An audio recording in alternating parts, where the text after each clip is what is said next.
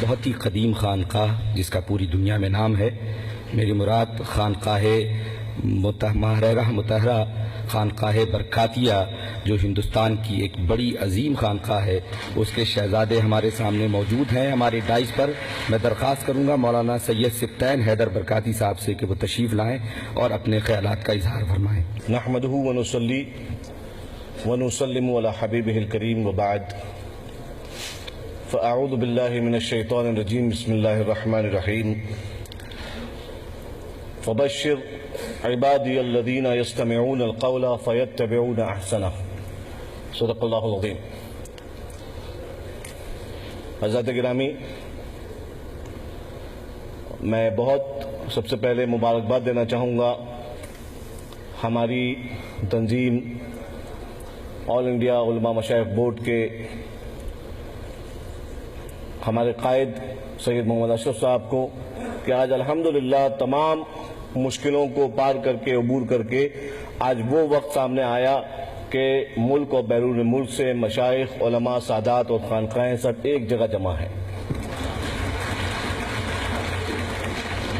اور آپ حضرات یقین رکھیں کہ آج کا دن ہندوستان کی تاریخ میں یہ واقعی تاریخی دن ہے. آزادی کے بعد میرا خیال ہے، جہاں تک میرا ناقص مطالعہ کہتا ہے، کہ آزادی کے بعد اس نہج پر اور اس اسکیل پر ابھی تک ایسا پاک اور مقدس اجتماع نہیں ہوا ہے. میں صرف ایک بات عرض کرنا چاہوں گا کہ ابھی تک ہم لوگ سب، پوری دنیا ایک کنفیوژن میں تھی. ہم نے اپنے کامن دشمن کو پہچانا نہیں تھا، ہم نے سولوشن کو جانا نہیں تھا. میں ایک چھوٹی سی مثال دے کر اپنی گفتگو ختم کروں گا. آپ لوگوں نے دیکھا ہوگا چیل، ایگل، وہ سانپ کو کیسے مارتی ہے.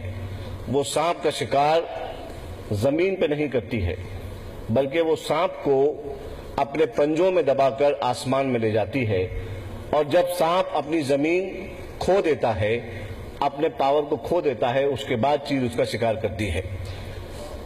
ہم نے آئیڈینٹیفائی کیا ہے، ہم لوگوں نے اپنے سارے کنفیوژن کو ختم کر کے اس بات کو آئیڈینٹیفائی کیا ہے کہ irrespective of whether you are a Muslim or a non-Muslim, from whichever walk of life that you come from, our common enemy is the terrorist. We have identified this, and we are not going to fight the terrorists on the ground.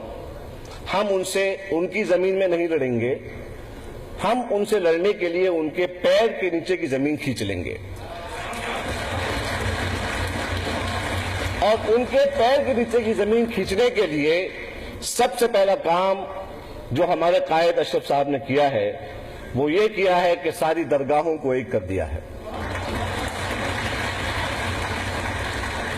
یہ سارے سادات، یہ سارے علماء جب ایک جان، جب ایک آواز بن کے اٹھیں گے تو انشاءاللہ تبارک و تعالی یقین جانیے دہشت گرد اور دہشت گردی کے زمین کے پیر کے نیچے سے زمین کھسک جائے گی اور آپ ہندوستان کی ایک نئی تاریخ بنتے دیکھیں گے.